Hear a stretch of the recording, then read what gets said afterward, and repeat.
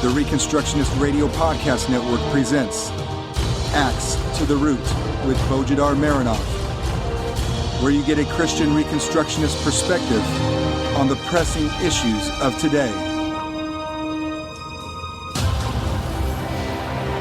Welcome to episode 27 of Axe to the Root podcast, part of the War Room Productions. I'm Bo Marinov, and for the next 20 minutes, we will be talking about biblical punishment for certain crimes. Not for all crimes, although I know a thorough study of biblical punishments will have to include a comprehensive study of the biblical justice and its practical measures in the society and in the courts. And I need to emphasize this, in the society and in the courts, for biblical justice is not always through the courts, it always starts from the individuals and the family. We will only focus on a limited segment of crimes, those that have to do with destruction of economic value or in one way or another. We will show how our modern pagan, barbaric civil government deals with these crimes, if it deals at all, and we will see what biblical justice for such crimes is. We will certainly not be able to cover all of it for the short time of 20 minutes, but at least on this issue, we have a good deal of literature where we can go and learn what the biblical view on it is. So for those of you who have never been exposed to concrete biblical solutions to issues of justice, let these episodes serve only as an appetizer and open your mind to further education in biblical justice and righteousness, and hopefully to practical solutions in your particular area of influence and work and political participation. A question was raised by a couple of listeners about a previous episode of Axe to the Root, the one about the prison industrial complex. They got the impression that what I'm advocating ultimately is the abolition of the prison system, just as I'm advocating for the abolition of police and other executive functions of the civil government. That impression is perfectly correct. The law of God mandates no prison system, and in fact, the very nature of civil government as commanded by God forbids the existence of such an institution. Israel had no jails and no prisons, even as the kingdom of Judah in Jeremiah's time, for all the idolatrous and pagan practices and injustice introduced by Israel's leaders, she still had no jail nor prisons. We know it because when the government needed to stop Jeremiah from preaching, they had no place to lock him up, so they had to throw him in an unused water cistern, Jeremiah 38. Prisons and jails were a pagan practice, and they were completely contrary to God's system of justice and social order. As a matter of fact, originally the American colonies and the early republic had no prisons nor jails. The introduction of prisons and jails came later, as the secular humanism of the Enlightenment took over the civil government in the United States. Modern Christians and conservatives in general who support the existence of a prison system are at best schizophrenic, not to mention perhaps hypocritical and evil. There is nothing remotely Christian or conservative in the existence of prisons and jails. The question of a few of my listeners then was, how do we deal with some crimes then? Obviously, we know that certain crimes should not be punished with prison, but they should get the death penalty: murder, rape, kidnapping. But what about theft? What about injury, like getting in a brawl and knocking off someone's tooth or other permanent or temporary injuries? What about destruction of property or damages to property and body due to carelessness or criminal negligence? What about all these cases where the crime is serious but not as grave as to require the death penalty? We can't declare the same penalty, death, to all the crimes. That would be a violation of the biblical principle that a punishment should fit the crime. Otherwise, if every crime meets the same penalty, a simple thief would be encouraged to turn into a murderer if that helps him to not get caught. For the change from a lesser to a greater crime won't change his verdict in court. So if there are no prisons, how do we deal with these lesser crimes? One listener even suggested that I advocate the Sharia solution to theft, cutting off the right hand of the thief. He couldn't see a third way between the injustice of prison time and the injustice of mutilation. So her conclusion was, unless we want to fall into the barbarity of Islam, we should accept the supposedly civilized solution of removing the thief from the society for the purpose of correction. This is, of course, the central mantra of the modern humanistic social order in respect to prisons. They serve the double purpose, according to their defenders, of removing the criminal from the society and also his moral correction. The assumption, of course, is that a thief should be removed from the society just like a murderer and then put in a society of other thieves and murderers as well in order to be corrected. This is the self-claim to divinity of the modern state. It claims it can achieve moral correction of man by controlling their environment. And then, of course, to make it even more absurd, that environment is not the environment of morally upright men engaged in productive activity, but the environment of proven criminals forced to live in an unproductive, purposeless, useless life. Surely, the state must be that powerful God walking on earth who can perform miracles with the souls of man. But then, we're not surprised that modern governments have that idea about themselves, right? After all, it's not just the prison system. Everything modern governments do is the product of the same self-deification. Government schools, police, welfare, economic regulations, zoning laws, etc. They're all based on the idea that the government is a God walking on earth and therefore can do everything God in the Bible claims he does. It just, modern government does it better, of course. It should be obvious, of course, that removing a thief from the productive life of the society and from the company of upright men and placing him in the company of other criminals in a state of purposelessness won't achieve anything. Only blind worshippers of the state can imagine such policy would produce moral correction of any sort whatsoever, except for making a murderer out of a thief, perhaps. It should be even more obvious, even before we know the solution to such crimes yet, that the society is left in an even worse condition when a thief is thrown in prison. Even if we imagine that there are no corporate interests in the prison system, even if we ignore the known fact that private companies profit from incarceration, even if we imagine that there is no economic benefit for anyone, and therefore there is no political pressure for higher levels of incarceration, it is still obvious that even if we take the prison system at its imaginary perfect and most idealistic state, one of the parties of the crime is always worse off, the victim of the crime. Under the mercies of the pagan justice system, the victim first suffers being robbed by the thief.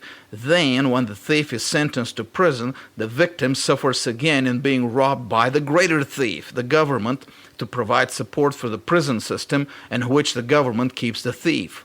In the end, society as a whole loses, the victim loses, the criminal is not given the chance to be restored in the society. The only class of people who gain are government bureaucrats and the private companies who get paid per inmate. There is a reason for it, of course. Under the pagan worldview and under the pagan theory of crime and justice, the real victim of crime is the state, not the private victim. Thus, the state is the one prosecuting the thief, even if the thief has committed his crime against a private victim. And it is the state that requires satisfaction to itself. The private victim be damned. Every pagan worldview is inevitably collectivist and by default denies the legal reality or even the moral existence of the individual, even if it pays a lip service to it. Thus, we should not be surprised that in a pagan legal system, the individual victim eventually takes a double hit, while the individual criminal is locked up and not allowed to learn and follow more moral and productive ways. It is only the government that profits from the crime simply because it is the government that is the only acting agent in the society. The government, in other words, is God walking on earth. What is then the biblical view and therefore the biblical solution to such crimes? The first thing we need to lay down about biblical justice is that in any crime, the civil government is not a party. In fact, the law of God doesn't recognize such an entity at all. Civil government as an institution is limited to the person of the judge in the court, who is also the ruler mentioned in Romans 13. It is not acknowledged in the Bible as a collective entity which has legal or social personality or existence outside of the personality or existence of the judge. You will not find in the Bible any mention of the government as a collective entity, as you find mention of the church, for example, Matthew 18:17, or the family, Ephesians 3:15. The government is only in the person of the judge or of the king as the supreme judge, not as executive power. Thus, in the biblical law, there can be no such thing as a crime against the government. The crimes are always individuals against individuals. On one side of the line is the criminal, no matter what organization he is part of, and on the other side is the victim. The case is brought against the criminal by the victim, and it is the victim who needs to receive satisfaction. But what is that satisfaction when it comes to lesser crimes like theft or criminal negligence or injury? Obviously, it can't be prison for, as we already saw, it is only an additional burden, a second robbing of the victim. It doesn't right any wrongs. It doubles the wrong by adding the state to the number of criminals. It is an action in the wrong direction. The biblical direction, instead, is in compensating the victim first, and then, second, inflicting on the criminal the same punishment he wanted to inflict on his victim.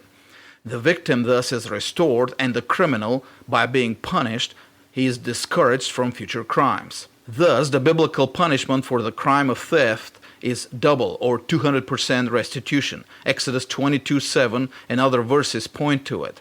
A man, for example, steals a car and later is caught, taken to court, and convicted on the words of at least 2 or 3 witnesses. Once convicted, the punishment is not prison, nor payment to the state. The punishment is payment to the victim, to the value of 2 such cars as the stolen one. The victim is then compensated both for the lost car and for the psychological inconvenience and perhaps also the cost for investigation. The criminal is worse off than before by the same degree of loss he wanted to inflict on another person, following the biblical principle of an eye for an eye, a tooth for a tooth. But even more than just punishment or restitution, there is true restoration going on. The victim is restored to wealth, and the criminal is restored to his full status in the society. Once he has paid double for his crime, he is again a free person, and he can start his life over again without any previous criminal guilt. The law of God, thus, is concerned with restoration more than anything else. Punishment, except for certain crimes which allow for no restoration, as murder or rape or kidnapping, has the secondary and final purpose to restore the criminal back to a state of integrity and freedom. Go and sin no more. The problem modern readers of the law of God would see here is this. What if the criminal has spent the stolen money and has no assets to be confiscated for restitution? The answer to this is in Exodus 22:3. If he owns nothing, he shall be sold for his theft. The law of God prohibits permanent chattel slavery. The slavery of the antiquity would have fallen under the prohibition of kidnapping. After all, a person can't be made a slave unless he is deprived of his liberty, which is the definition for kidnapping. But the law mandated a different kind of slavery or servitude, slavery for meeting economic obligations. A man could be sold in slavery for not repaying his debt. For members of Israel, such slavery was to be limited to 7 years, which was an incentive for foreign slaves to become believers and be circumcised. But there was a slavery which was not limited in time, and there was the slavery for restitution, if a criminal had to repay a debt incurred on him by the court for his crimes. So if a criminal has no assets to pay double restitution, possibly because he has spent his assets or perhaps he has hidden the stolen goods, he should be offered for sale as a slave for the outstanding amount. If a business owner is willing to take him and pay for it, the proceeds must go to the victim, and the criminal himself is forced to work for his payment at a negotiated wage until he repays his new owner. Such a solution is difficult for modern readers to comprehend. After all, we're done with slavery, aren't we? Slavery is a thing of the past, isn't it? How can we ever call for the restoration of slavery? We can't allow slavery to raise its ugly head again, right? Wrong. Slavery has never left our civilization. What we abolished in the past was private, economic slavery, the slavery of one individual to another for economic purposes. In most cases in history, whether chattel slavery or indentured servitude were private, as part of private economic transactions and undertakings. That slavery is gone, but only to be replaced with government slavery, that is, slavery to the civil government in many more uneconomic forms, as part not of economic activity and productivity, but as part of government executive policies. That slavery today is called prison. Those today who argue against the restoration of biblical slavery to make restitution to the victims are the same people who support government slavery where restitution is paid to the state and its cronies. Slavery thus has not departed from our civilization. It has only adopted a different form following our modern deification of the state as the ultimate victim of all crime. Thus, the biblical solution to theft really doesn't call for a restoration of slavery. It calls for the abandonment of the statist, idolatrous slavery. Slavery is still here, it's still the same, but the law of God mandates that we change the God of our justice system. Some may claim that there is a special kind of restitution in the Bible, namely fourfold and fivefold, as in Exodus 22:1. If a man steals an ox or a sheep and slaughters it or sells it, he shall pay 5 oxen for the ox and 4 sheep for the sheep. While it may be tempting to decide that this is the general principle, it is not supported by other verses in the Bible. This verse rather establishes a special kind of protection of sheep and oxen, and such protection is more ceremonial than ethical, judicial. God threatened special sanctions for the theft of these animals because they were symbolic in the temple worship. Sheep and oxen signified certain realities. Such a law, then, would be one of the shadows of the Old Testament economy and shouldn't be taken to be a permanent part of the law in the New Testament.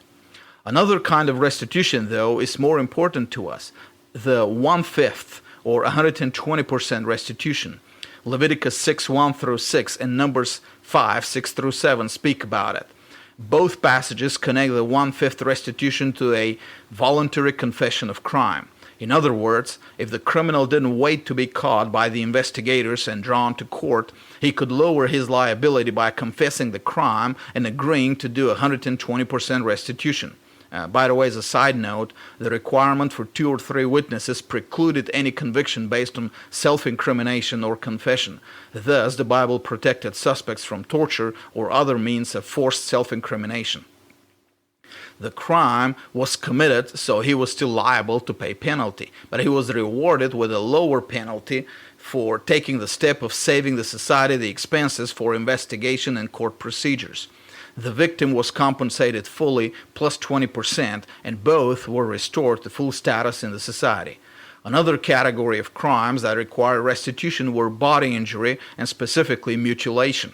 The exegesis of this part is rather lengthy for a short episode, but Gary North has developed it in his economic commentary on the case laws of Exodus 21-40, previously titled Tools of Dominion. To make a concise summary of his conclusions, the law of God provided 2 options when a bodily injury was inflicted. One was a corresponding bodily injury on the criminal, an eye for an eye. The other was an economic payment which would satisfy both the victim for his economic loss in both medical treatment and in lost productivity. Remember, a one-eyed or one-armed man is less economically productive than a man whose eyes and arms are in place. And also that payment should have been good for the criminal because it saved him from corresponding bodily injury. Despite the prominence of the principle eye for eye in the law, we have not a simple example in the Bible of meting out the physical punishment. Apparently, in all cases, the victim preferred the economic payment. Such payment was also due when the injury or even death the payment was made to the family were not intentional. Restitution was also owed when a slave was killed, Deuteronomy 21:32, for example. Now, this has been a propaganda point for many atheists. Oh, look, the Bible considers the slaves less than human. But this law had, again, a very firm foundation in the principle of restitution and restoration. It had nothing to do with the human value of the slaves. It had to do with the biblical concept of slavery. The slave could be a slave only if he was repaying some form of debt, and therefore the mere execution of the murderer would have left him without restitution. The amount of payment was not small, and thus the murderer risked to be turned into a slave himself, and himself experience the hardship of servitude. This economic restitution for injury was designed, obviously, to keep the society productive. While the proper principled response to bodily injury should be a corresponding bodily injury, the society can't profit from it.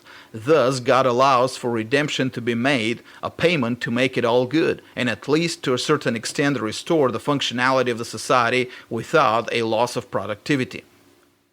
And the last main category of crimes that required restitution was the intentional or unintentional destruction of property. When a person destroyed the crops of his neighbor by starting a fire on his own property, he was supposed to restore to his neighbor the corresponding amount from his best crops. If he took his neighbor's goods under his stewardship, he was liable for the loss of these goods. And if criminal negligence could be proven, he was liable to a double payment, as in the case of theft. If he allowed his ox to roam freely and injure another person's ox, he was to pay the price for it, etc., etc., etc. Restitution was also owed for certain infractions against the temple as well, like failure to keep one's oaths.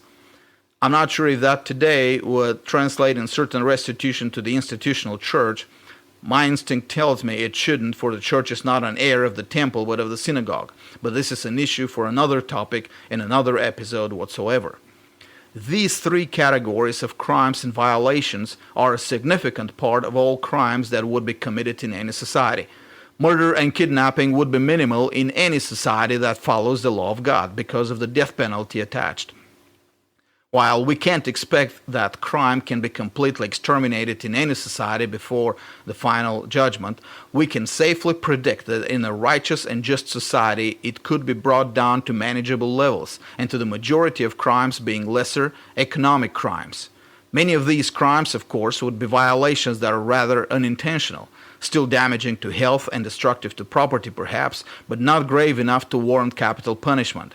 Since such crimes wouldn't have a permanently destructive effect in the society, God's system of justice in His law provided for true restoration in the form of restitution to the victim, and at the same time true restoration for the criminal, for after making his restitution he would be a free man again, free of any guilt before the society, although he could still have guilt before God, of course. Social peace would be preserved, and the state wouldn't be able to accumulate the wealth to become large and tyrannical and self-deifying.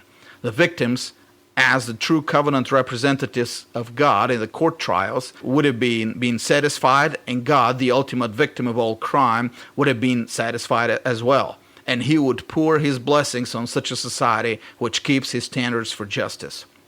Thus, our modern system of prison punishment for theft and other lesser crimes is not only unbiblical, it is very self-consciously idolatrous.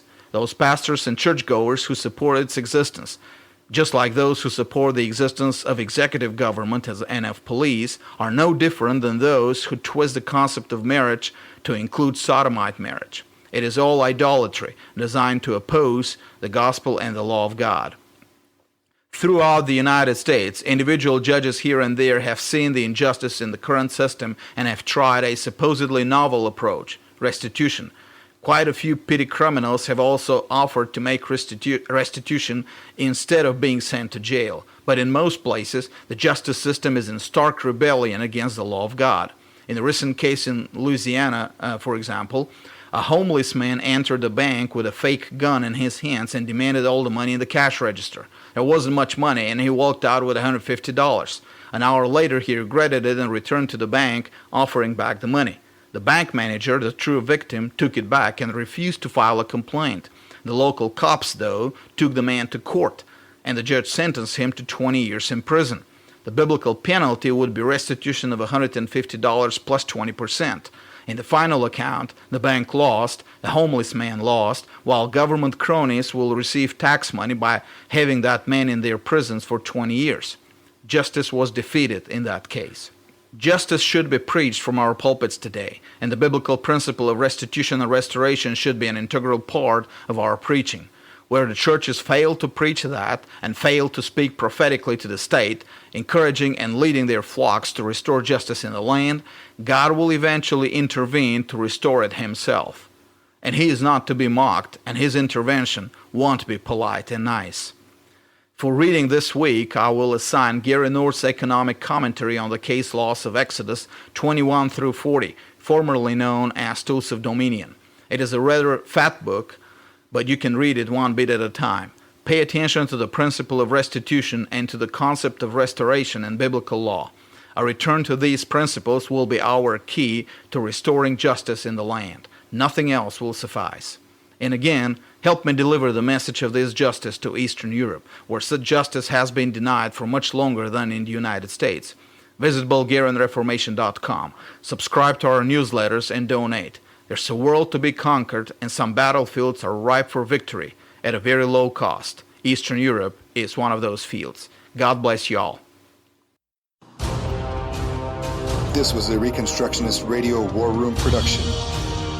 Axe to the Root with Bo Marinov.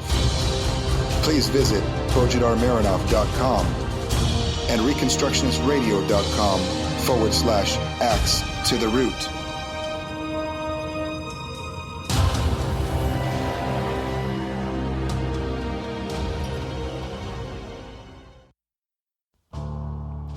The Reconstructionist Radio Podcast Network brings to you a complete lineup of podcasts where you will hear practical and tactical theology.